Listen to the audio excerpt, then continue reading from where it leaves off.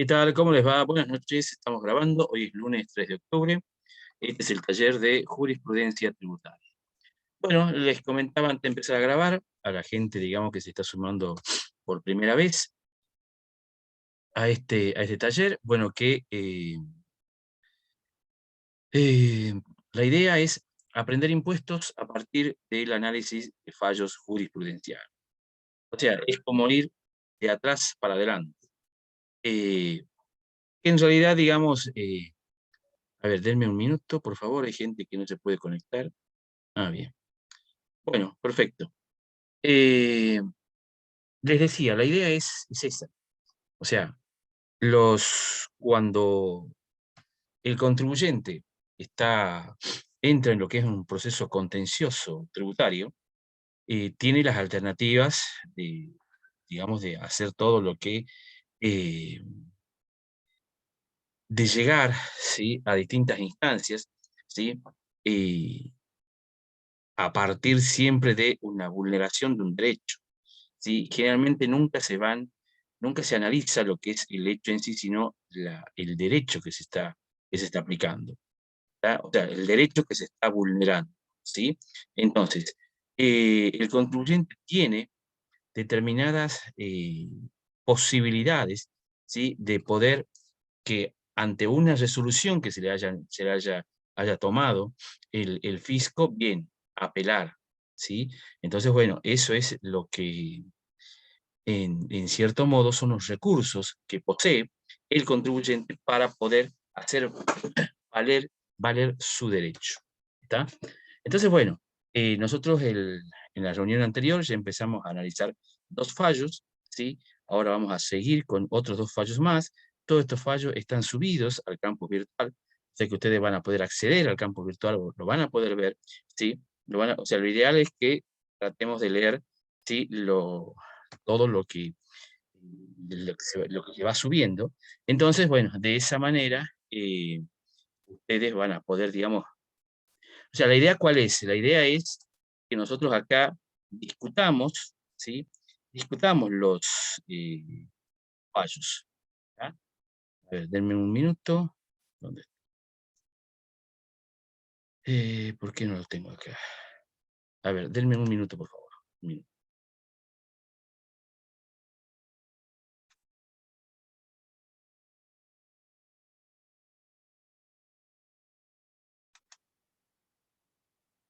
Este,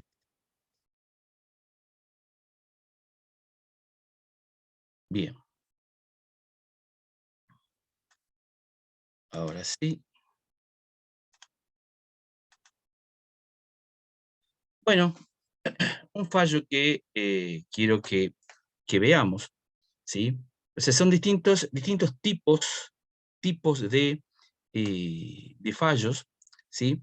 En donde vamos a ir tocando temas tanto impositivos como temas también de procedimiento, ¿sí?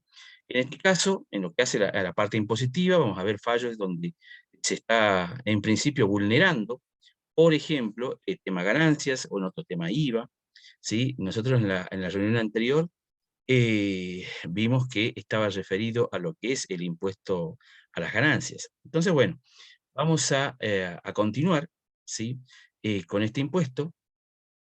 Repito, vamos a ver distintos tipos de casos, ¿está? Entonces, bueno, este es un fallo de la Corte Suprema, vamos a ver también fallos de lo que es el Tribunal Fiscal, ¿sí? Entonces, la idea, si hay algún tema en particular que a ustedes les interese, ¿sí?, no hay ningún problema, ¿sí? Ustedes lo plantean, ¿sí?, por mesa de ayuda, ¿sí?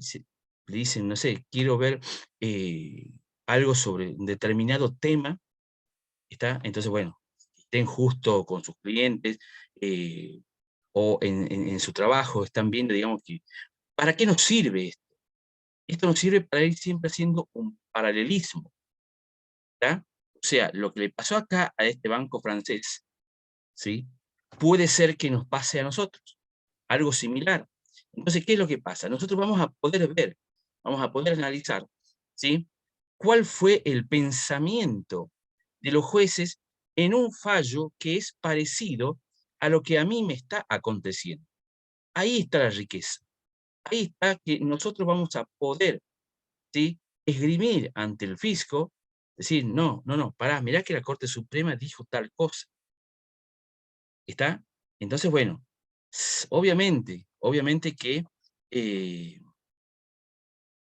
cada, cada caso es diferente, ¿sí? Entonces, bueno, lo que sí tenemos que ver es la forma en que podemos nosotros utilizar esto que pasó, ¿sí? Por ejemplo, en este caso del Banco Francés, ¿sí?, que es referido a lo que es los malos créditos, ¿sí? Entonces, nosotros sabemos, en el impuesto a las ganancias, nosotros podemos descontar todos los gastos, ¿sí?, que sean necesarios para obtener, mantener y conservar la ganancia grabada. Entonces, hay hechos eventuales que las empresas se tienen que enfrentar.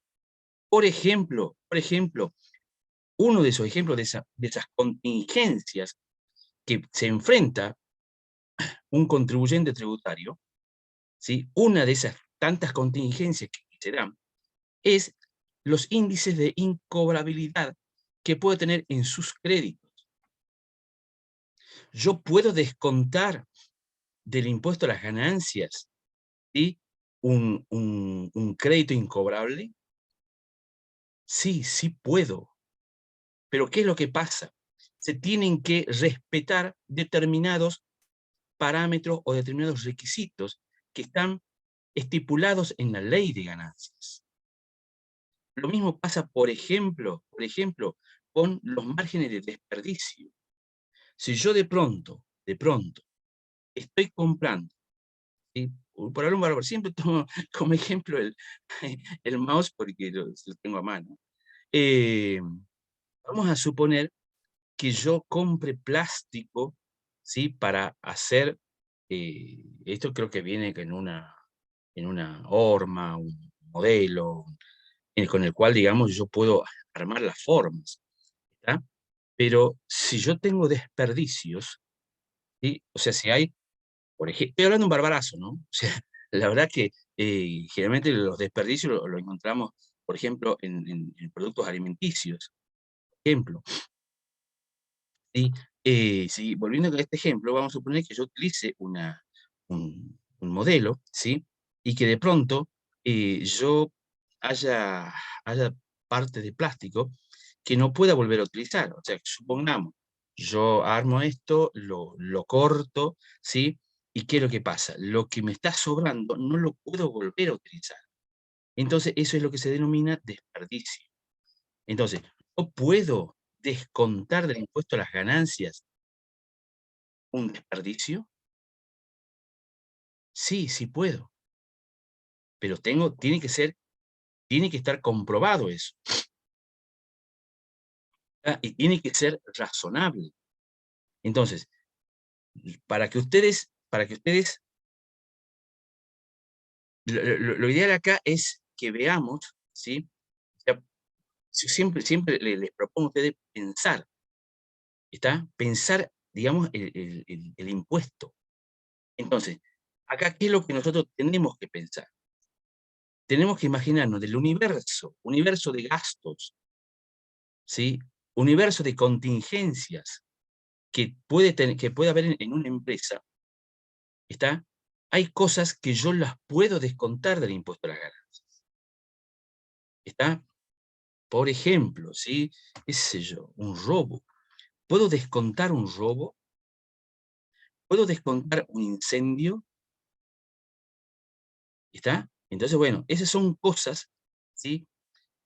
La idea acá, la idea central es que todo gasto yo lo voy a poder descontar del impuesto a las ganancias en la medida, primero, que esté relacionado con el negocio, relacionado con el objeto del negocio, en donde yo pueda, ¿sí?, demostrar que ese gasto, ¿sí?, a mí me sirve o le sirve a la empresa, está, que es para obtener, mantener, conservar la ganancia grabada. ¿Está? Bien. Un tema que es realmente, eh, a ver, no sé si decir polémico, ¿sí? Llamémosle controversial. Ustedes saben, ¿sí? Que nosotros, del balance, o sea, del balance contable, nosotros, para llegar al balance impositivo, partimos sí o sí sí o sí del balance contable. Sí o sí. ¿Está? Sobre todo, digamos, en lo que es la persona jurídica. Nosotros vamos a llegar al balance impositivo a partir del balance contable. ¿Sí? No digo que no tiene nada que ver, pero hay muchas cosas, ¿sí?, que nosotros tenemos que ajustar al balance contable para llegar al balance impositivo. Y una de esas cosas que tenemos que nosotros, ¿sí?, ajustar es precisamente los malos créditos. ¿Está? O sea, esta es la idea. Sobre esto va a girar mi exposición de este fallo. Bueno, este fallo es de la Corte Suprema del año 2010, Banco Francés contra DGI, ¿sí? Y creo que siempre acá, para que ustedes puedan interpretar esto, ¿sí?, tenemos que determinar los hechos. O sea, partimos de ahí, ¿sí? Partimos de los hechos. ¿Está? Entonces, lo que yo siempre les digo a ustedes, es que acá, en todo lo que es la parte contencioso-tributaria, ¿sí?, lo que nosotros vamos a tener, ¿sí?, son hechos, ¿sí?, y vamos a tener, o sea, cuestiones cuestiones de fondo, y cuestiones de fondo, y lo que es, ¿sí?, cuestiones de forma. Entonces, la cuestión de fondo, ¿sí?, es el análisis de qué es lo que hicimos mal nosotros. ¿Está? O sea, ¿a dónde? ¿A dónde hicimos mal? Hicimos mal en la declaración jurada. La declaración jurada como un vehículo de exteriorización de qué es lo que hizo el contribuyente, ¿sí?, es la declaración jurada, donde se plasman, entre otras cosas, los hechos. ¿Está? Y las cuestiones de forma es ver si se respetó el debido derecho adjetivo. ¿Está? Esto yo siempre se lo voy a repetir y siempre voy a pregonar, ¿sí?, el trabajo en forma conjunta, en forma mancomunada, ¿sí?, entre el abogado tributarista y el contador. ¿Está? Entonces, bueno, eso. Entonces, yo, ¿qué es lo que les recomiendo a ustedes? Cuando vean cualquier tipo de fallo, cualquier fallo, el que a ustedes se le ocurra, ¿está? ¿Qué es lo que tengo que analizar? Los hechos. O sea, contame qué es lo que pasó. ¿Está claro, chicos? Bien. Bueno, como les dije, este fallo está subido al campus virtual, ¿sí? Veamos acá un poco cuáles han sido los hechos, ¿sí? ¿Qué es lo que nos dice? Que la FIP-DGI, mediante resolución de fecha 13 de diciembre del 99, determinó de oficio la obligación tributaria de la actora frente al impuesto a las ganancias correspondiente al período fiscal 1993. Bien, entonces, primer dato, primer hecho, es que hubo una determinación de oficio. ¿Está? Cuando estamos hablando de determinación de oficio, implica, ¿sí?, que hubo una fiscalización.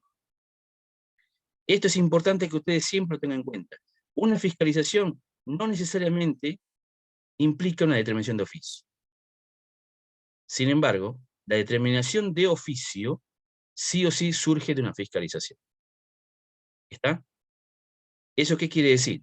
Quiere decir que en ese proceso en el cual nosotros después vamos a ver las vías recursivas, nosotros sabemos que va a haber acá dos cuestiones que tenemos que analizar, ¿sí? Primero es el hecho, punto. Eso ya lo habíamos, ya está aprendido, ya está incorporado. Después tenemos que ver las cuestiones de derecho, ¿sí? Entonces, si acá hubo una determinación de oficio, eso implica que hubo una fiscalización. Entonces tenemos que ver después si en ese proceso, ¿sí?, que va desde la fiscalización a la determinación de oficio, se respetaron los derechos del contribuyente. ¿Está claro, chicos? Bien. Entonces, ¿qué es lo que dice? En diciembre del 99, termina de oficio la obligación tributaria de la actora frente al impuesto a las ganancias. Otro dato. ¿Qué impuesto? Impuesto a las ganancias. Bien. Correspondiente al periodo fiscal 1993. ¿Está? Bien, o sea, es otro dato que vamos a tomar. Con más los intereses resarcitorios correspondiente y una multa equivalente al 70% del importe del gravamen presuntamente omitido, con sustento en el artículo 45 de la ley 11.683. ¿Sí? Bien, todavía no hemos visto, ¿sí?, ni en la diplomatura, ni, digamos, en este taller que recién comenzamos, todo lo que es la parte de la parte infraccional. Todavía no lo hemos visto, ¿está? Bueno, es algo que tenemos que después analizar eso. Sobre todo, ¿por qué? Por lo que es la calificación de la conducta. Mucho cuidado con esto, ¿está? Mucho cuidado. Si nosotros ya no tenemos alternativa, sabemos que hicimos mal las cosas, ¿está? O sea, nos llega un cliente al estudio, está en donde, como decía mi abuelo, donde las papas queman, no, muchas veces no podemos defender lo indefendible, ¿está? O sea, hicieron mal, está mal, listo, no podemos hacer nada. Bueno, estoy exagerando, no es que no se puede hacer nada. Lo que, si el hecho es indefendible, ¿qué es lo que nos queda? Es la calificación de la conducta. Que bajo ningún punto de vista al contribuyente, ¿sí?, le den una calificación dolosa. ¿Por qué? Porque el régimen infraccional castiga, ¿sí?, con más rigor, ¿sí?, las actitudes, las acciones que son calificadas como dolosas. O sea, tenemos mal, hicimos mal, no podemos revertir nada. ¿Está? Bueno, listo. Mirá, señor de la FIP, tienes razón, nos equivocamos. ¿Está? Nos equivocamos. Bajo ningún punto de vista yo puedo dejar evidencia, porque es una evidencia, de que nosotros hayamos actuado de mala fe. ¿Está? Bien. Entonces, continuemos, por favor. El punto 2, que es lo que nos dice, que el Fisco Nacional impugnó la declaración jurada del contribuyente en cuanto practicó deducciones por malos créditos por considerar que su incobrabilidad no se hallaba debidamente acreditada de conformidad con las disposiciones legales y reglamentarias vigentes. ¿Está? O sea, ¿qué es lo que hizo el fisco? Impugna la declaración jurada. ¿Está? O sea, presenta una declaración jurada, vamos a suponer que sea, ¿no? Acá los fallos no nos aclara si es una rectificativa, es una original o una rectificativa. ¿Está?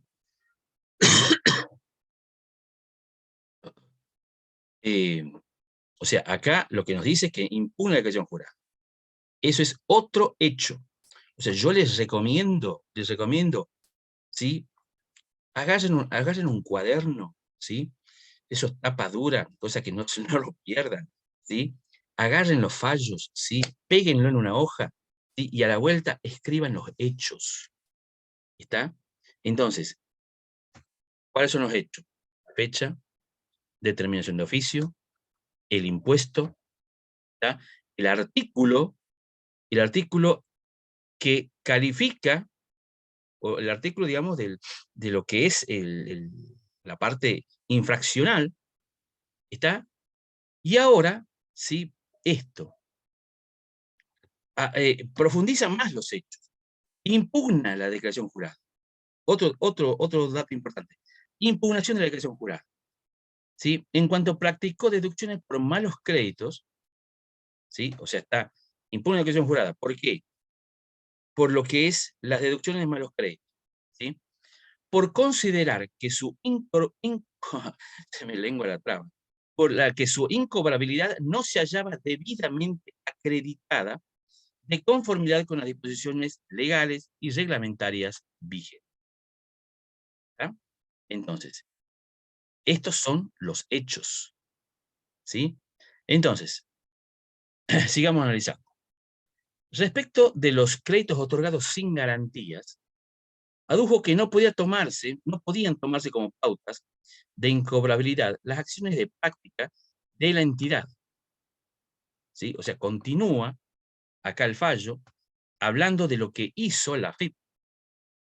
¿Qué hizo la FIP?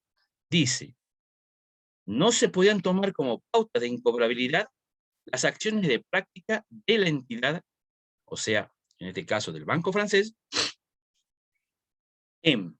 esto es lo que hizo el Banco Francés. ¿Qué es lo que hizo? Intimaciones documentadas de pago con apercibimiento de inicio de acciones judiciales y cierre de cuentas bancarias. ¿Sí? O sea, Juan Pérez, ¿sí? Está, supongamos tenga un crédito, ¿sí? Famoso crédito a sola firma, ¿sí? Entonces, ¿qué es lo que pasó?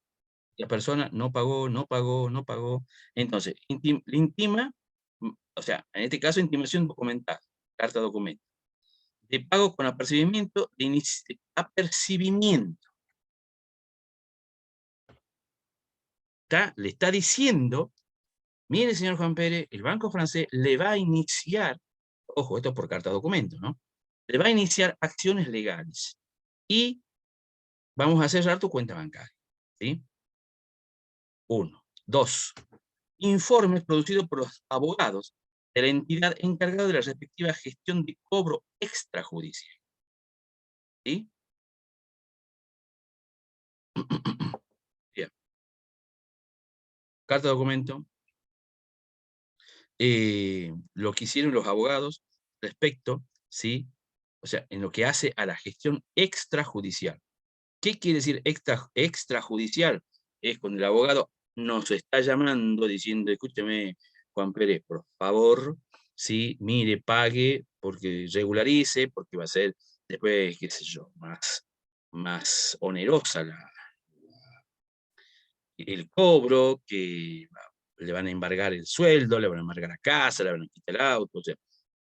Entonces, bueno, esa es la parte extrajudicial, o sea, no llega todavía a la instancia judicial. Y tercero, ¿qué es lo que hizo?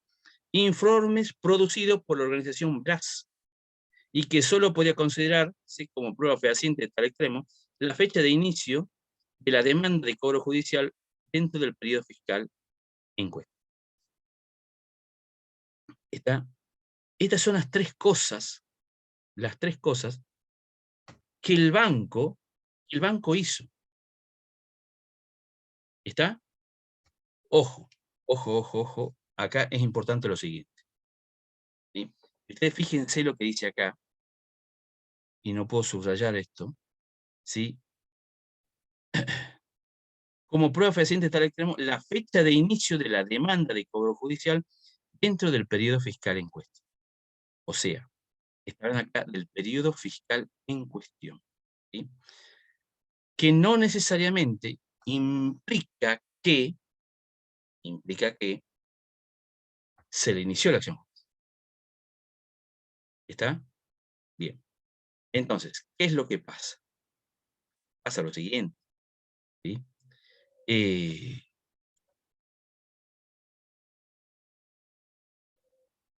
¿Cuál es el problema que hubo acá? El problema que hubo acá es que hay una masa de deudores incobrables que de pronto, o sea, a la fecha de cierre del ejercicio, vamos a suponer, ese dato sí tampoco lo tenemos, ¿sí? Vamos a suponer, ¿sí? Que esto fue, ¿sí? Que cierra balance, perdón, o sea, cierra su periodo fiscal, ¿sí? En diciembre de cada año. Vamos a suponer, el dato no lo tengo. Vamos a suponer. Entonces, ¿qué es lo que pasó? Al 31 de diciembre, ¿sí? Al cierre del ejercicio fiscal, el banco francés tenía una masa de contribuyentes, perdón, de clientes, a los cuales estaban en una situación de mora. ¿Está? A esa gente, ¿sí? Lo único que se hizo es mandar carta documento, los abogados de la empresa hicieron la gestión extrajudicial y se informó al veraz. Nada más. Capaz que, ojo, estamos hablando de al 31 de diciembre, capaz que el último se mandó el informe al veraz y qué sé yo, supongamos el 10 de diciembre. ¿Está? Y capaz que a esa fecha sí tenía juicios iniciados. Entonces, ¿dónde está el problema? El problema está en que a esos, ¿sí? A esa masa de contribuyentes que se le hizo únicamente estas tres cosas, lo que le dice la AFIP es que no tendría que verlo puesto como incobrable. ¿Por qué? Porque la ley dice otra cosa. ¿Está? Fíjense qué es lo que dice acá. En tal sentido, interpretó que la normativa aplicable solo permite la deducción una vez agotados los medios legales pertinentes para hacer efectivo el ingreso. De lo contrario, se caería en una suerte de arbitrariedad en manos de los contribuyentes a la que puedan recurrir ante el menor signo de riesgo empresario en este sentido, como a un medio idóneo para reducir de esta manera sus obligaciones impositivas o para transferir a ejercicios futuros por vía del recupero de esos mismos créditos ya computados negativamente en periodos anteriores. Está a la foja 19-20 de Payo. ¿Sí? En cuanto a los créditos respaldados con garantía, ¿sí? O sea, con garantía. O sea, lo que estaba hablando hasta el momento son sin garantía. Rechazó su deducción como incobrables en la medida que éstas no resulten ejecutadas y en su caso se determine y demuestre que no cubren el monto del crédito respectivo. Esos son los hechos. ¿Está? Esos son los hechos que de pronto nosotros tenemos que empezar a analizar. ¿Está? Entonces, segundo. Entonces, fíjense, ¿qué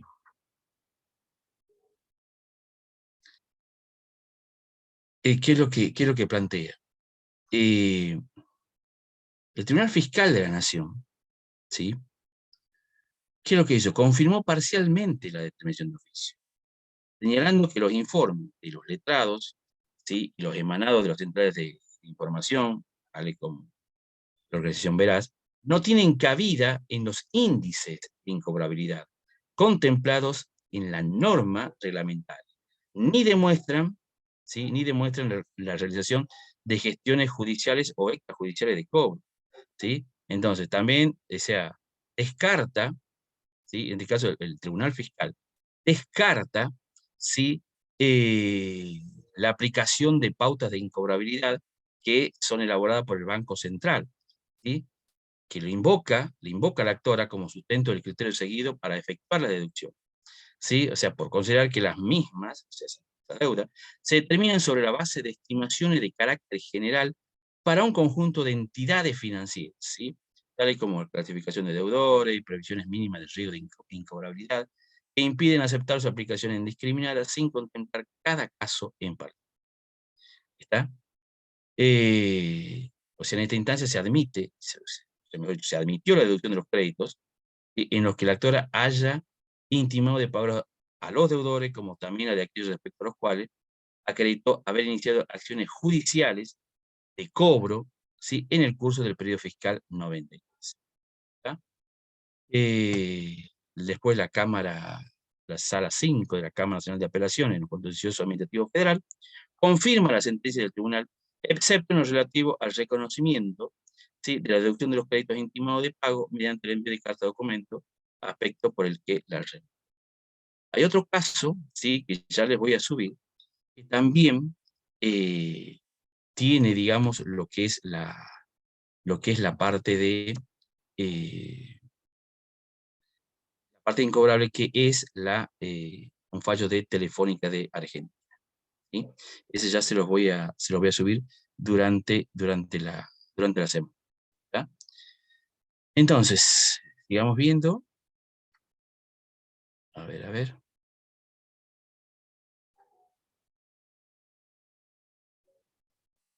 ¿A dónde está?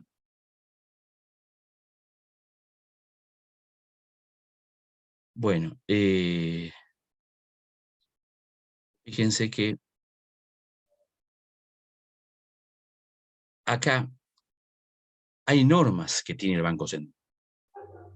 Está normas digamos, de calificación que da para los deudores, ¿sí? Si ustedes se fijan, ¿sí?, ustedes, si tienen un crédito, por ejemplo, o una tarjeta de crédito, ustedes van a ver que en, en la web del Banco Central hay una calificación, ¿sí?, de riesgo. Entonces, en donde la calificación 1 quiere decir que es el estado normal de la cartera. De ahí empieza con el 2, probables problemas, 3, 4, y creo que llega al 6, al 5, que es irrecuperable, y el 6 creo que es algo muy técnico del Banco Central. Pero ¿qué pasa? Eso no es judicial, ¿está? No es algo judicial. ¿Está claro? O sea, que de pronto Juan Pérez esté en situación 5, o sea, insolvencia total, creo, a mí no me sirve. No me sirve para descontar del impuesto a las ganancias. A mí lo que me dice la ley del impuesto a las ganancias es que tiene que haber iniciadose el juicio. ¿Está? Entonces, acá, sí, en el último punto, dice, en virtud de los fundamentos expuestos en la presente, se revoca la sentencia apelada en cuanto fue materia de agravio con costa en todas las instancias a la vencida. ¿Sí? Esto es un fallo, ¿sí? Ya les voy a subir otro fallo más de la misma temática, que es el fallo de Telefónica, ¿sí? Háganme... No, ya lo voy a hacer, si me voy a acordar. ¿Está? Entonces, esto, ¿sí? ¿Puedo descontar? Sí, puedo descontar. ¿Está? La ley me admite que puedo hacer una previsión, ¿sí?, para incobrables. ¿Está? Y esa previsión, ¿sí?, se hace en base a, ¿sí?, medios, indicadores, ¿sí? Pero ¿qué es lo que pasa? Ustedes tienen que tener en cuenta lo siguiente. En el balance contable, lo que yo voy a hacer, lo que yo voy a buscar, ¿qué es? Es mostrar la razonabilidad, ¿sí?, de la información contable. ¿Está? O sea, ¿cómo puedo saber yo dónde está para la empresa? ¿Qué es una empresa? ¿Qué es lo que está haciendo esa empresa? ¿Sí? Bien, eso va a estar, ¿sí?, reflejado en el balance. El balance nunca nos va a mostrar la realidad. No. O sea, la realidad al 100% es imposible. O sea, es como que yo ponga, no sé, en el balance esto como bien de uso. ¿Cuánto vale? ¿Sí? ¿Cómo yo lo voy a exponer a eso? Entonces tengo que buscar métodos razonables para mostrar lo que es la empresa a un determinado momento. En cambio, el balance impositivo lo único que busca es demostrar que la empresa tiene capacidad contributiva. ¿Está claro? Estos fallos van, sí, dentro de lo que, cuando estamos analizando la capacidad contributiva. ¿Está? Me dice Máximo, no entiendo por qué con calificación ¿cómo? No entiendo por qué con calificación 5 no sirven para descontar. ¿Cómo andás, Yasna? El tema es el siguiente. O sea, la calificación 5, hace de cuenta lo siguiente. Te voy a hacer una comparación bien burda, pero burda, ¿sí? Pero que lo vas a entender perfectamente. Uno siempre dice, ah, sí, los políticos son ladrones. O sea, ah, sí, tal político, sí, seguro que es ladrón. Es lo que decís vos, que dice la gente. Pero efectivamente, el ladrón, él robó, se le probó el robo, fue juzgado, muchos no, muchos no. Entonces, ¿podemos decir realmente que es un ladrón? No, acá es lo mismo. Acá, ante el Banco Central, una situación 5, a los efectos bancarios, esa persona tiene cerrado el mercado del crédito. Pero no quiere decir, eso no quiere decir que de pronto, ¿sí?, se le haya iniciado un juicio. Puede ser que sí, o puede ser que no. Lo que nos dice la ley de impuesto a las ganancias es que tiene que haber iniciado una acción legal, pero legal ante la justicia. Lo de la situación 5 en el Banco Central es algo netamente administrativo. ¿Está claro? Es algo netamente administrativo. La persona puede estar en situación 5, pero no necesariamente implica que se le haya iniciado un juicio. Y la ley, ¿qué es lo que dice? Que tiene que haber una acción legal iniciada. O sea, haber agotado toda la instancia administrativa y, bueno, listo, juicio. Nos vemos en tribunales. ¿Está claro, chicos? ¿Está entendido? Esto es importante que ustedes lo sepan. Está bien, Yana. O sea, son todo cuestiones administrativas. ¿Está? O sea, todo lo que no sea judicial es extrajudicial, ¿sí? Y en algunos casos cae, digamos, en lo que es la vía administrativa. ¿Alguna pregunta, alguna duda, alguna inquietud? ¿Algo que quieran comentar?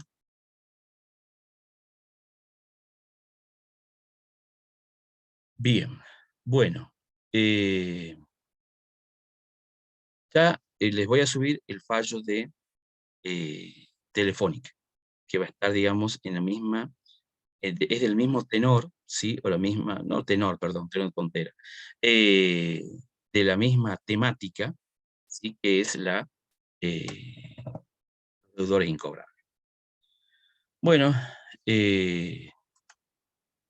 doctor Previch. ¿Cómo andan todos? ¿Agregas el fallo ahí también, José, a la pantalla? A ver, un Si todos segundo. lo puedan ver. Dame un minuto, por favor. ¿Cómo no? Tac, tac, tac.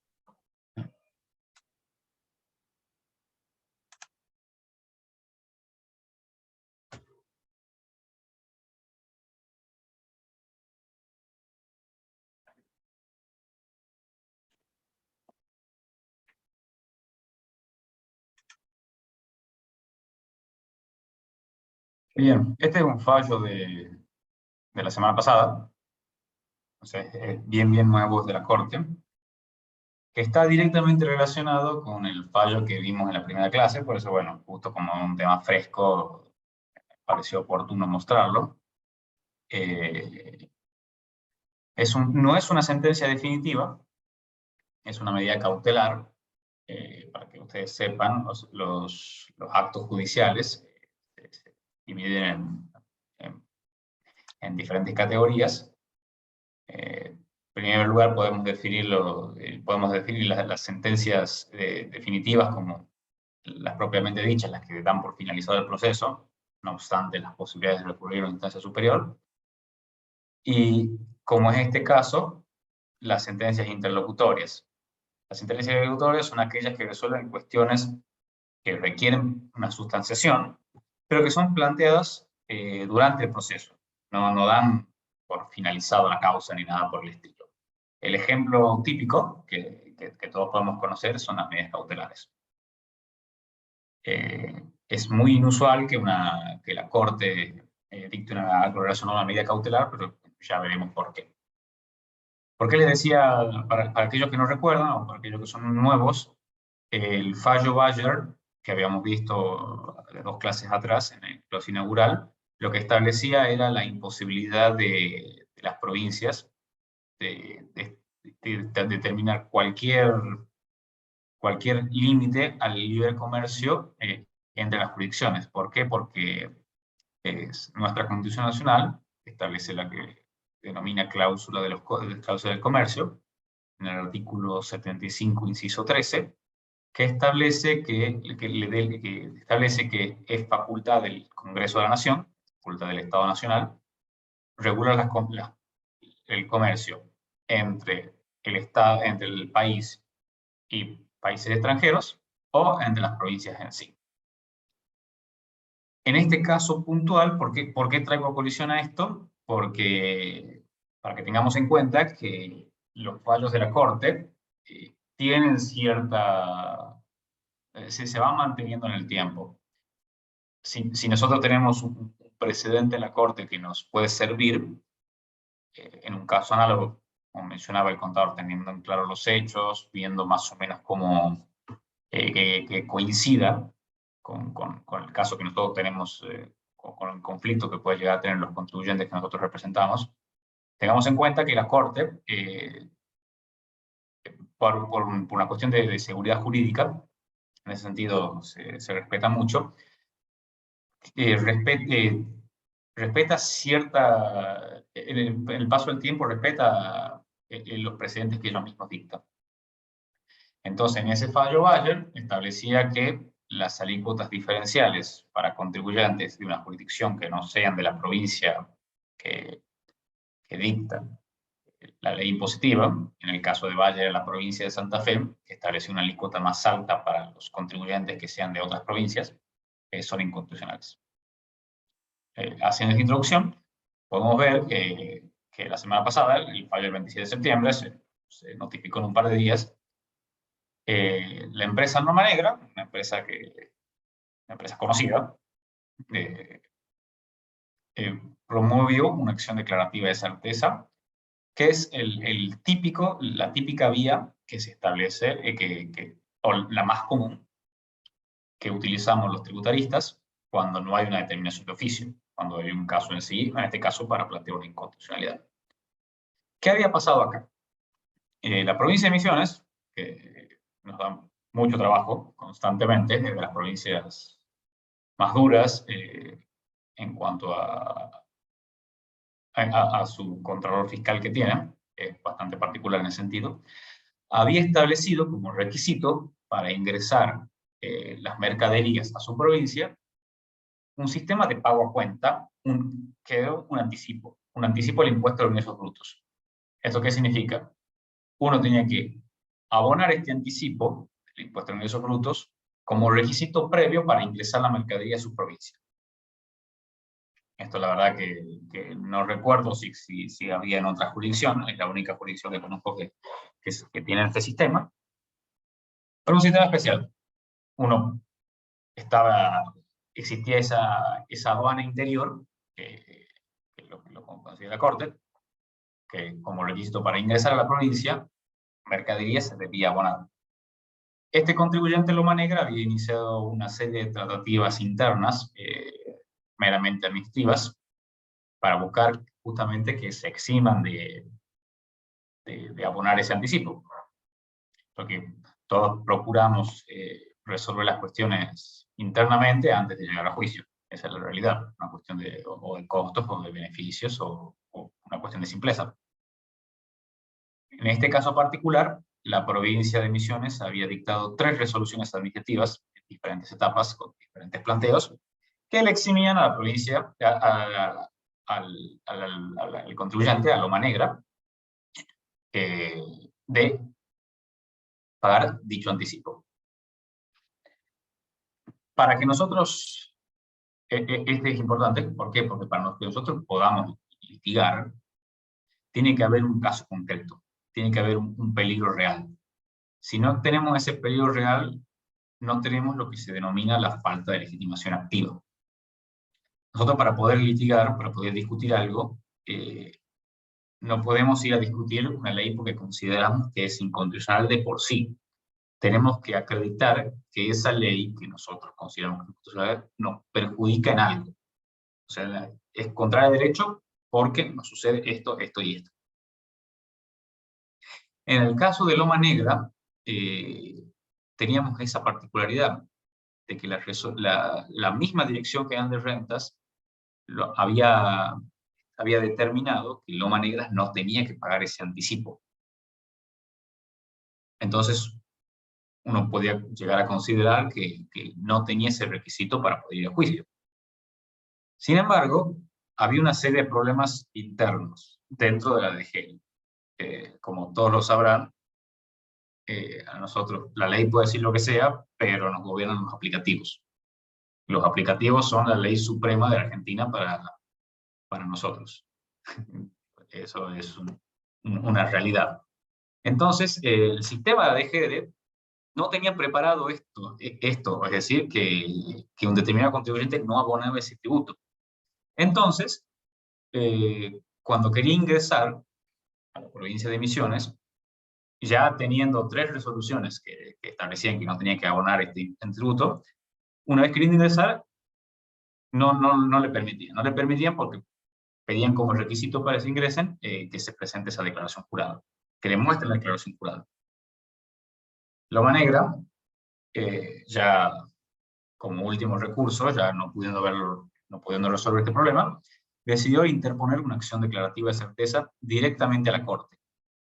La ventaja que tiene estas discusiones entre una provincia, entre un ciudadano en la provincia contra otra provincia, es que la Corte toma estos casos como competencia originaria. No es necesario recurrir a todas las instancias anteriores, lo cual nos gana un montón de tiempo. Y esta es la particularidad que tiene el caso de que la Corte toma una medida cautelar. Para aquellos que no saben, la Corte solamente toma casos mediante un sistema que se llama recurso extraordinario, que es para cuestiones muy específicas. Uno de sus requisitos es que sea sentencia definitiva. Entonces, la medida cautelar no es una sentencia definitiva de por sí, entonces por eso es poco probable que los tomen. Tiene que cumplirse una serie de requisitos que es más complicado. En este caso, le tomó la medida cautelar. Le tomó el caso, que es lo primero que hace análisis la Corte, es si es o no es competente. Como muchos sabrán, previo a cualquier fallo que hace la Corte, tiene que pasar por la Procuraduría de la Nación. La Procuraduría opinó que la Corte es competente, entonces la Corte tiene que tomar el caso.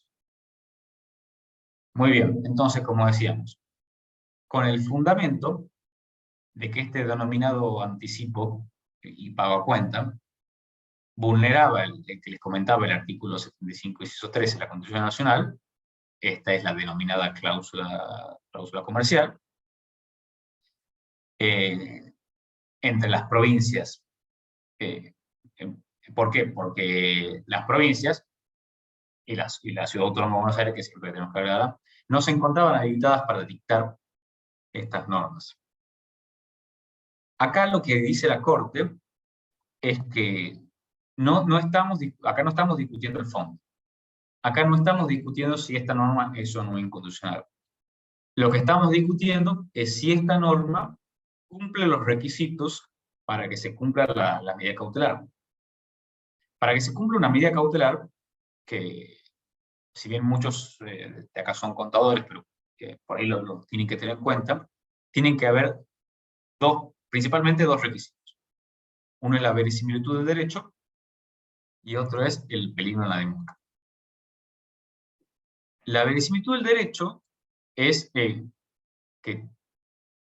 tiene que haber, como dice el nombre, tiene que haber alguna meramente aparente, hagamos aclaración, una violación aparente de algún derecho que sea claro y concreto. En este caso, lo que hace la Corte es sigue ese análisis de fallos que viene haciendo, que yo les comentaba de la causa Bayer, entonces considera que la violación a su... que el hecho de que aparentemente exista esta discrepancia entre la Constitución Nacional en su cláusula del comercio y este anticipo que como pago a cuenta del impuesto de ingresos brutos, existiría esa violación. Prima facie, o sea que es meramente aparente, no tiene que ser definitiva porque eso se lo establecerá al final del juicio. Y tiene que haber un peligro en la demora. Es decir, tiene que haber algo aparente, una violación de un derecho aparente, y tiene que haber un perjuicio concreto y evidente en el corto plazo. En este caso, ¿qué pasaba si alguno no... ¿Qué es lo que pasa en el régimen general de anticipos? Cuando uno no paga el anticipo, automáticamente se le intima el pago con la posibilidad de se trabe algún embargo preventivo con la posterior ejecución fiscal.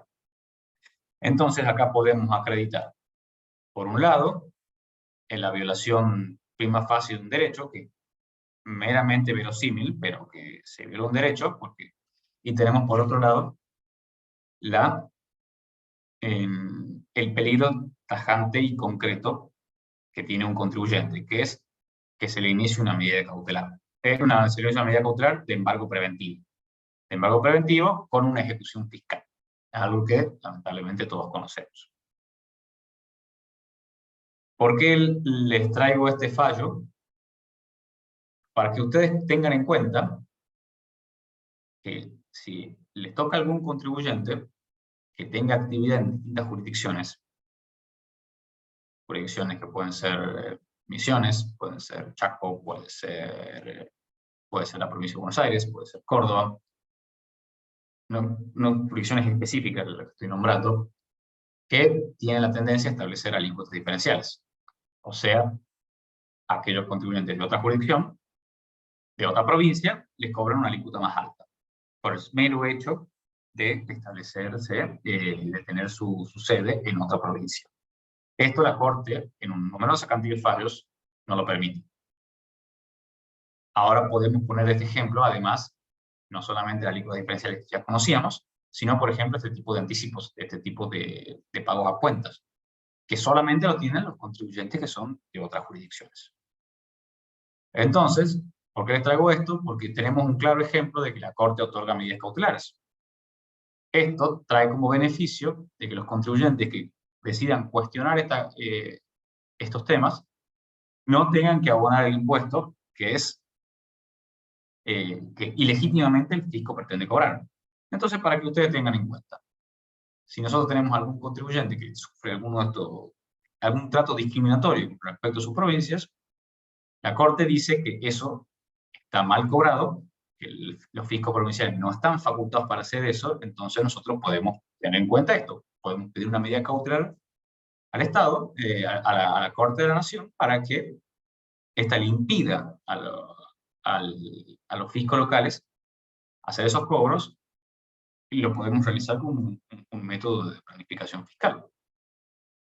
una planificación fiscal que es ajustada a derechos. No estamos proponiendo que no se paguen impuestos, estamos proponiendo que nosotros le podamos brindar a nuestros contribuyentes, a los contribuyentes, a nuestros clientes, el mejor servicio posible ajustado a derechos. Entonces podemos ver cómo la Corte da los parámetros para que esto así suceda. Y las vías para que nosotros le podamos garantizar a nuestros clientes que el fisco no va a ir a atacar y no va a poder cobrar embargos preventivos y no va a poder ejecutarte la deuda. Son cuestiones a tener en cuenta, que me pareció interesante traerlo a fondo a este fallo, porque si bien no es una sentencia definitiva, es para mostrarle cómo la Corte trata de mantener su criterio constantemente. Es muy inusual que la Corte cambie drásticamente de criterio, lo cual nos sirve para pedir, para pedir medidas cautelares y para hacer una planificación a largo plazo. No sé si alguno tiene alguna consulta o alguna duda, pero eso sería básicamente la cuestión de este fallo. Un trato discriminatorio a contribuyentes que son de otras provincias. Ya tenemos claro que esas cosas no se pueden hacer, no se pueden establecer alícuotas diferenciales, no se pueden establecer regímenes de pago a cuenta o cuestiones que sean trato diferente a un contribuyente de otra jurisdicción.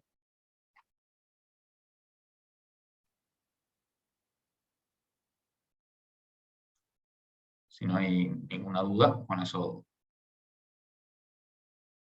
Bueno, muy claro, Julio. Muy claro. Chicos, preguntas, dudas, inquietudes.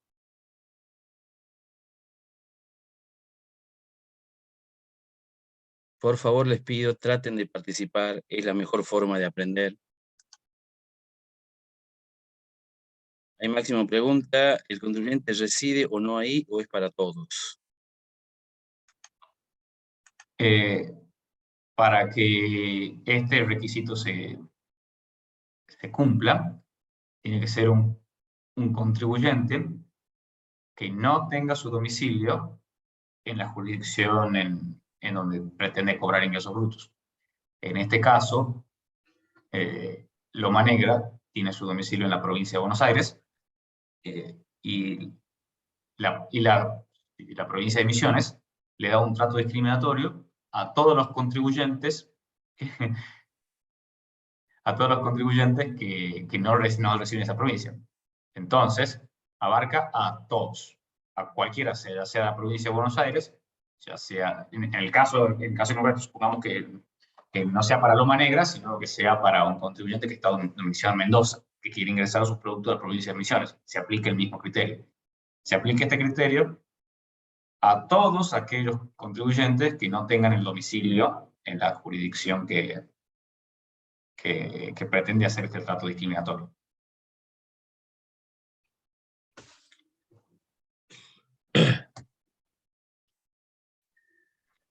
Sí, son a todo el país.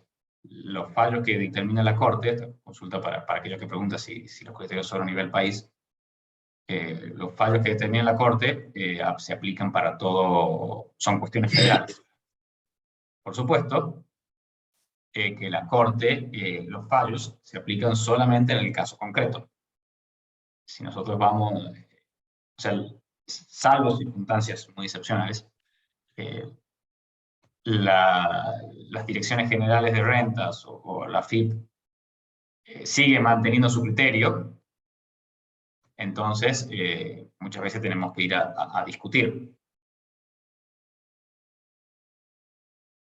Si si debería pagar a alguien que tiene una sede, si tiene la sede en Misiones, ahí no hay discusión alguna. ¿Por qué? O la discusión sería otra. ¿Por qué? Porque Misiones tiene su jurisdicción Misiones tiene la Dirección General de Rentas Misiones, tiene jurisdicción en la provincia. Perdón. Si tiene la sede en las dos, habrá que determinar dónde tiene la sede principal de sus negocios. En este caso sería la provincia de Buenos Aires. Son cuestiones que habría que Julio, tener en cuenta en el caso concreto. Julio, ¿Sí? te pregunto, acá el punto sería que se le cobra teniendo en cuenta el domicilio, ¿no es cierto? Pero que se le cobra al que tiene el domicilio fuera de la provincia y no al que tiene dentro de la provincia. Ese sería el... Exactamente. A todos aquellos contribuyentes que tengan domicilio en una provincia que sea ajena a Misiones, cuando ingresen sus productos a Misiones, tienen que pagar un anticipo del impuesto de ingresos brutos, como requisito para ingresar. Si no lo pagan, no te dejan ingresar. Esa es la inconstitucionalidad de la norma. Las provincias no pueden hacer tratos discriminatorios a contribuyentes de otras jurisdicciones.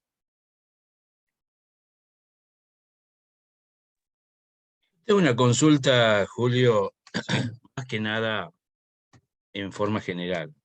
¿Hasta qué punto a mí me obliga, o sea, a mí, por ejemplo, administración tributaria, hasta qué punto me obliga a mí un fallo de la Corte Suprema? Bien, los fallos de la Corte, fallos en general, se aplican en el caso concreto. No obstante, la Corte reiteradas veces y prácticamente en todos sus fallos establece que si bien se aplica esto, todos los tribunales inferiores, y en eso incluye a los tribunales administrativos, tienen la obligación de acatar sus fallos. ¿Por qué? Por una cuestión de jerarquía jurídica. En nuestro sistema de justicia, la Corte tiene, dentro de lo que es la pirámide jurídica, por decirlo así, es nuestro principal órgano. Entonces, todas las instancias inferiores tienen que adaptarse a eso. Tienen que adaptarse a los criterios de la Corte. Entonces, por más de que así no lo quisieran hacer, los tribunales administrativos están obligados a acatar el fallo de la Corte. Y eso tiene que ser uno de nuestros argumentos cuando nosotros planteemos esto administrativamente.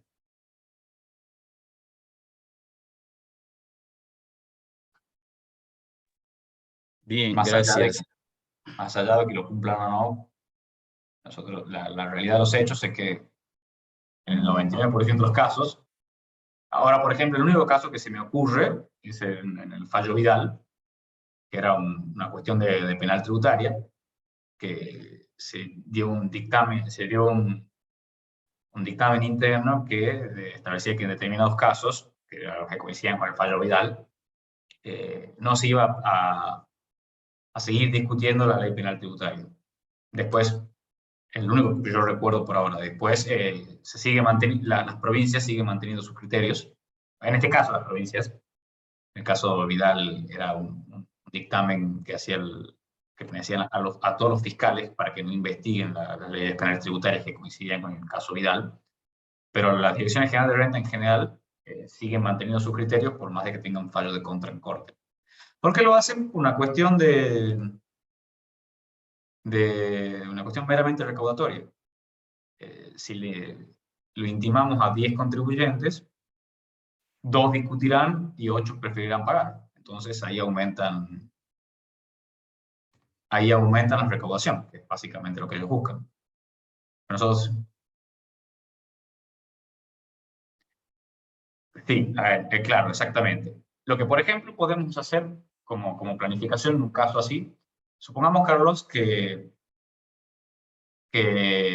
tu cliente, Sánchez S.A., tiene actividad en la provincia, tiene su sede en la provincia de Mendoza, y va a discutir y tiene un trato diferencial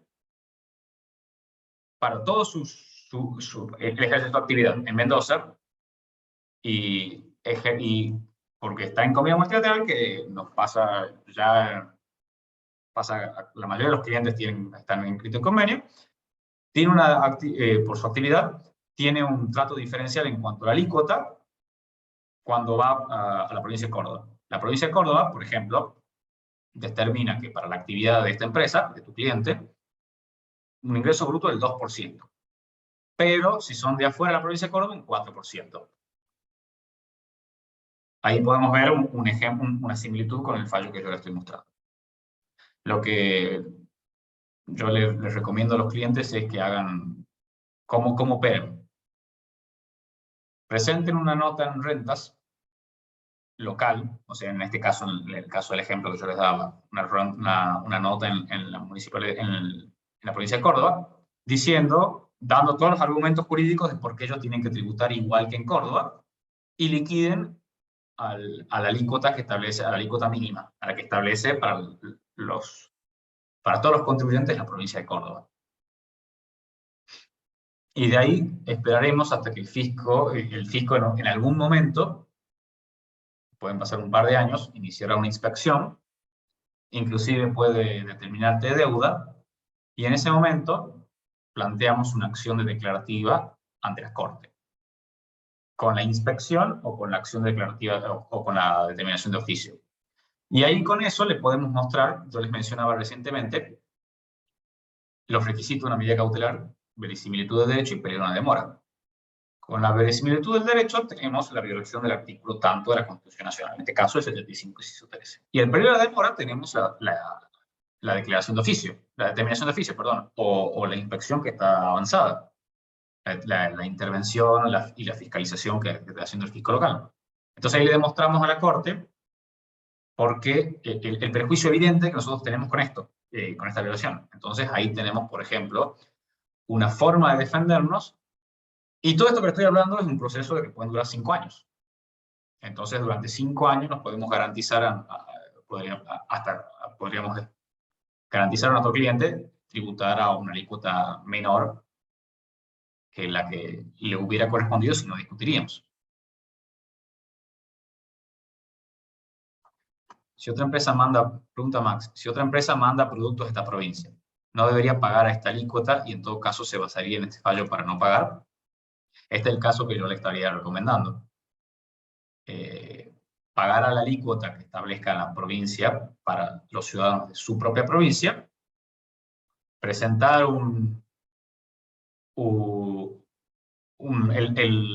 es decir, lo que sería la multinota de cada jurisdicción tendrá su propio sistema, y de ahí esperar a la determinación.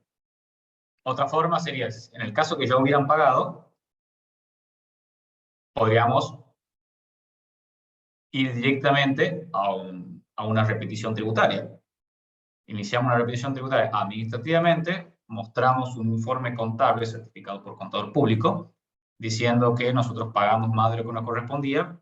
Ahí mostramos la diferencia y podemos discutir la repetición de ese ingreso, de ese impuesto. Es otra de las alternativas en el caso que ya se hubiera abonado o que el contribuyente decida abonar, porque le parece más práctico los hechos. Son todas formas que podemos tener en cuenta para resguardar los derechos de nuestros clientes. ¿Por qué? Porque de esta forma estamos impidiendo que los fiscos locales avasallen nuestros derechos, que son cuestiones que la propia Constitución y los fallos de corte nos respaldan, que no se puede hacer. Una cuestión para defender los intereses de nuestros contribuyentes ajustados a derecho.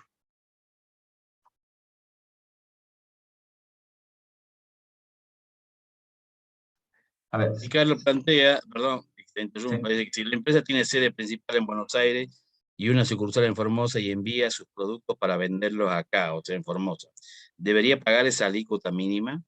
Claro, debería, si la provincia de Mendoza, de Formosa, perdón, establece una alícuota diferencial a contribuyentes de otras provincias,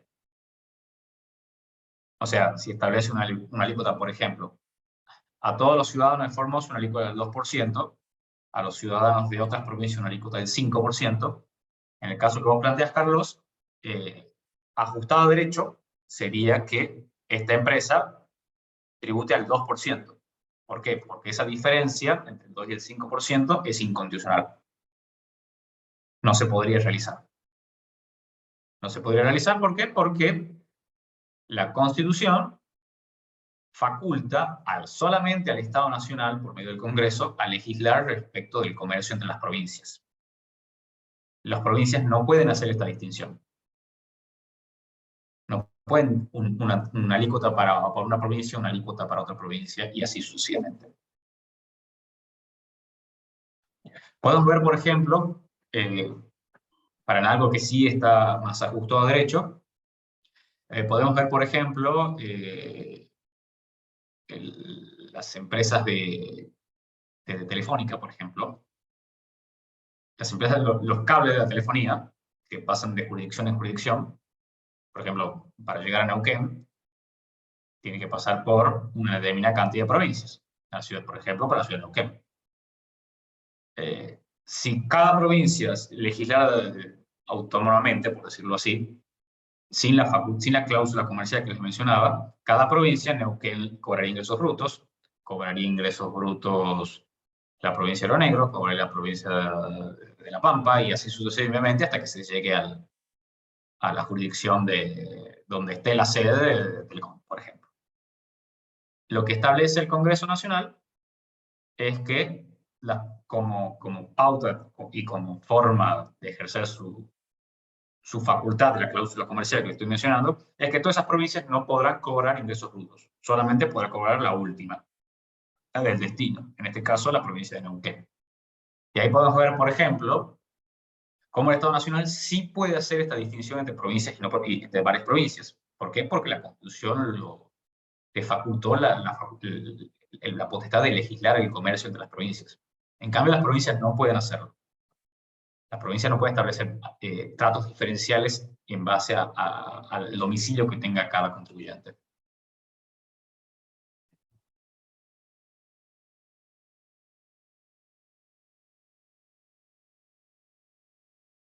La provincia podría impedir entrar la mercancía. Hasta que esto pase, debemos pagar esa alícuota hasta que la Corte falle a favor, si es que se recupera.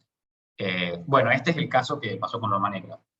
El caso puntual que vos estás planteando no es la regla, es muy raro que eso pase. ¿Por qué? Porque uno primero tiene la actividad, genera la actividad que hace nacer el hecho imponible de impuesto a los ingresos brutos y después paga. Entonces, ya ingresó la mercadería, ya se generó una actividad comercial. El caso que vos planteas es justamente este de Loma Negra. Loma Negra, para ingresar a la provincia de Misiones, tenía que pagar ese anticipo. Lo que había hecho Loma Negra era una gestión administrativa para que le impidan pagar el anticipo. Y la provincia le había otorgado esa gestión administrativa. Pero en el aplicativo, operativamente, no aparecía en su sistema interno que Loma Negra no tenía que hacer ese pago. Entonces, cuando quería ingresar a la provincia de Misiones, los agentes, ya sea la policía, ya sea agentes fiscales o quien sea, no le permitían ingresar. Entonces Loma Negra se había imposibilitado. Las opciones de Loma Negra eran varias. Una era retirarse e ir a una acción judicial, que es lo que hizo en este caso. Y otra era pagar y después iniciar una acción administrativa y después judicial de repartición. Entonces ahí tenemos las dos opciones. Las opciones que el contribuyente prefiera. O sea que nosotros le damos el marco y los contribuyentes y los clientes decidirán, le damos las opciones, le damos cuál es mejor y ellos decidirán. En este caso, Loma Negra prefirió no ingresar el producto y discutir judicialmente. En el caso que Loma Negra hubiera ingresado el producto, hubiera abonado el anticipo, tendría que haber, operativamente, ¿cómo tendría que haber realizado? Tendría que haber iniciado una acción administrativa ante la Dirección de Rentas de la provincia de Misiones, pidiendo la repetición del impuesto que está mal abonado porque no se puede hacer esta distinción. Se presenta la acción de repetición para que le devuelvan ese impuesto, y la forma de probarlo es una certificación contable. Una certificación contable que determine los pagos que están mal realizados. ¿Para qué? Para que podamos acreditar el monto. Podemos inclusive poner una prueba pericial contable. Con la prueba pericial contable para que un perito independiente determine el monto del impuesto a devolver. Son las dos opciones que tenemos. Cada uno determinará cuál es la mejor. Julio, que yo te preguntaba sobre el tema este de hasta qué punto nos obliga un fallo del tribunal. Porque yo participé en calidad de perito en un juicio laboral, en donde vos habrás escuchado hablar de lo que es el fallo Bisotti. Sí, Fallo sí, por Bisotti, supuesto. que es el fallo Ok. donde se plantea, digamos, el porcentaje de inconstitucionalidad. Y vos sabés que este abogado, el abogado de la parte actora, vos sabés que cuestiona el fallo de Bisotti, y donde él dice que Bisotti es Bisotti, que su cliente es su cliente, y que, digamos, más allá de que, a ver, las situaciones eran similares, porque había un descuento, digamos, ahí de lo que es su indemnización, este abogado planteaba eso, ¿sí? De que para él, digamos, era una cuestión muy particular, ¿sí? El tema de este médico, y que decía que, bueno, que planteaba la inconstitucionalidad de ese fallo. O sea que él consideraba que el Bisotti en el caso este lo perjudicaba. Claro, Claro, claro. bueno, el tema de los fallos de corte es que como te comentaba, los estados, los tribunales, perdón, inferiores tienen que acatar lo que diga la corte. En el caso de Bisotti, no, la verdad que ya está muy instalado en la justicia, ya nadie es muy raro que se lo discuta.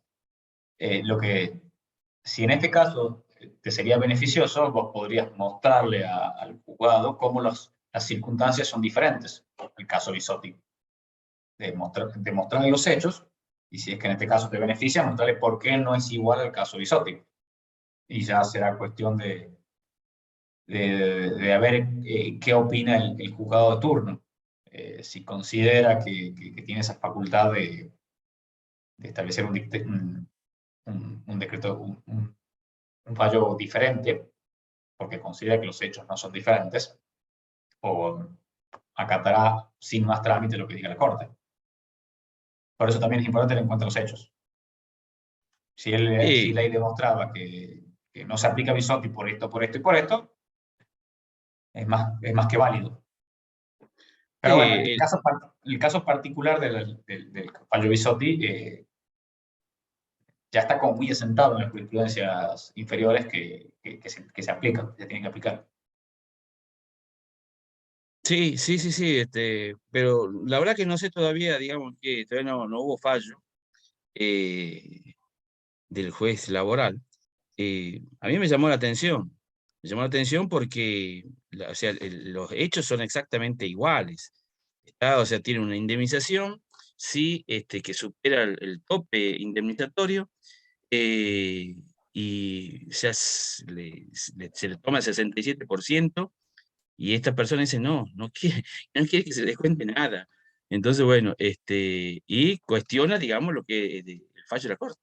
Así Sí, que sí, bueno, si los hechos son iguales, es muy difícil que puntualmente en el caso Bisotti, es muy difícil que diga lo contrario. No, la verdad que no creo que... Por supuesto que los abogados planteamos defendemos los intereses de nuestros clientes. Lo veremos si discutimos contra FIPO, contra las rentas municipales o las rentas provinciales. Veremos los planteos que hacen, que uno muchas veces dice, no, esto no puede prosperar, pero bueno, uno defiende los intereses de su cliente. En este caso, el abogado de la parte esta que vos me comentás defendía lo que considera mejor para su cliente, pero yo veo muy poco probable que un juego de primera instancia... El fallo Bisotti lo podríamos buscar y lo podríamos subir. Es un fallo respecto es de derecho laboral, nada que ver con impuestos, es una discusión meramente teórica. Lo puedo buscar y lo podemos subir al campus. Habla respecto al tope de las indemnizaciones laborales en caso de despido, sin justa causa. bueno, chicos, interesante lo que plantea Julio. Bueno, bueno, ¿alguna pregunta, alguna duda? Chicos, participen mucho, cosa que... Entonces, Sí, señor. yo quería pedir, hacer una solicitud. Con respecto a los temas, vos sabés que me tocó una consulta sobre un municipio, yo soy de la provincia de Misiones, sobre un municipio que cobra el derecho, no sé bien porque no lo estudié al caso, fue una consulta así por arriba. Un municipio le cobra el derecho a la cartelería, a la propaganda. Fue así la consulta. Y bueno, la cuestión es que gracioso porque el municipio no es quien lleva el cobro de eso, sino que eso lo tramita a su vez no sé si será un estudio o una empresa en Santa Fe. Y cuando alguien quiere ir a mirar al municipio, que es donde debería estar el expediente administrativo, no está el expediente, no existe un expediente administrativo. Pero a lo que voy es que a mí me llamó la atención porque es una tasa a la que te cobran y me vino a la mente el fallo que vimos del laboratorio Rafo. Bueno, que acá es una tasa la que te están cobrando y me quedó la duda de cuál sería el servicio o cuál sería decir la contraprestación que ellos dan. Por ahí no sé si estaba previsto tocar algo así, pero por ahí sí se puede. Eh, y sería cuestión de analizar el caso concreto, que te están intimando una deuda o algo por el estilo. Está determinando oficio o... Sí, están solicitando el pago de un arancel por ese derecho a tener la cartelería de propaganda. Sí, sí, Es tasa una de empresa. propaganda. No sé cómo Sí. se llamará ahí en Misiones. No, yo tampoco porque esa fue una consulta así por arriba que me lo hicieron y me llamó la atención justamente por este caso, pero calculo yo debería ser una tasa, ¿no es así? Sí, sí, ¿Puede debería ser una ser? tasa. Es más, tenemos hasta fallos bueno, lo podríamos buscar para tratarlo en algún momento, que te pueden servir, que lo que establecía es que no hay servicio concreto cuando no hubo, en el caso del fallo puntual, que ahora no recuerdo el nombre, no hubo una inspección por parte del municipio en 10 años al contribuyente. Entonces no puede haber un servicio concreto si ni siquiera hubo una inspección. Entonces, bueno, sería cuestión de ver caso por caso puntualmente, a ver si el fisco local puede corroborar que existió ese servicio. Lo que sí hay que tener cuidado, la ley 27430, yo creo que algo tocó sobre el tema de que, como habilitando a los municipios a poder cobrar impuestos. Ya voy a buscar, digamos, una doctrina sobre eso, que es controversial, obviamente, porque Sí, sí, tiene que haber sido sí, tiene que haber sido sí, digamos, la contraprestación, o sea, el municipio puede cobrar tasas únicamente, pero yo sé que hay un antecedente de que por la ley 27430, que era la ley de la reforma tributaria, que planteaba la posibilidad de que el municipio cobre impuestos. Lo voy a buscar y bueno, ya para la próxima lo vamos a lo ver. podríamos dudar. Así que bueno chicos, Si querés, consultarnos por vía mail, ahí te lo paso al mail, y nos consultas por ahí para poder ver cómo es el caso ese, el caso puntualmente tuyo.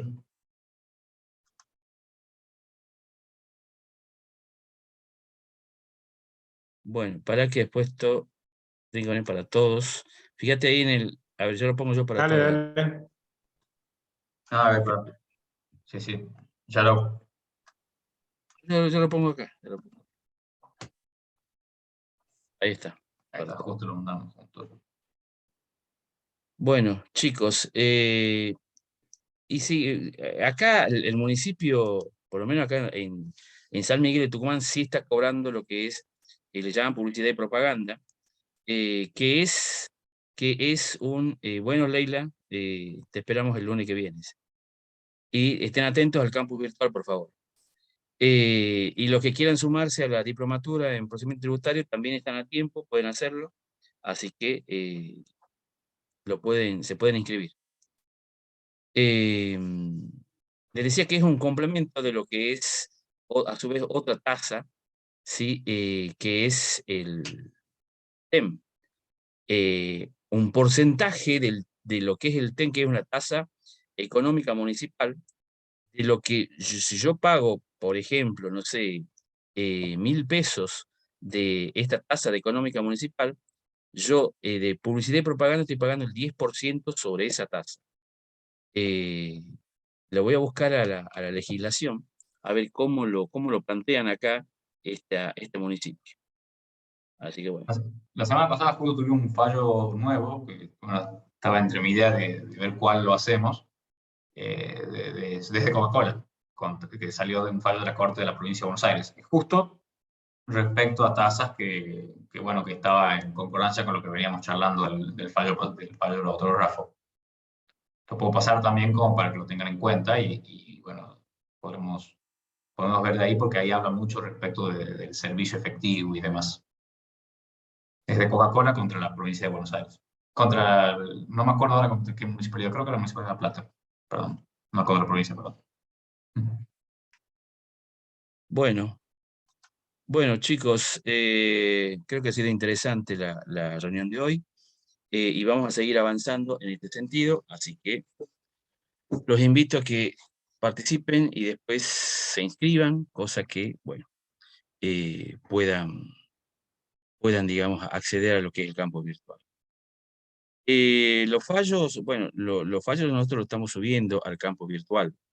De todas maneras, bueno, hay muchos lugares donde buscar fallos, pero digamos lo que nosotros hacemos es ir seleccionando en base a, digamos, tratando de seguir un criterio. Así que, bueno, eso. O sea, Podemos tendrías que... buscar de la ley de repar, no, o por de supuesto. necesidades locales, hay sin O sea, número de... el valor agregado que damos nosotros es que buscamos esos fallos y los vamos subiendo al campo virtual. Bueno, gracias Luis, nos dice excelente clase, muy claro. Bueno, chicos, estén atentos al campus virtual, ¿sí? Cosa que, bueno, después puedan ustedes, o sea, la idea es aprender, ¿sí? Así que bueno.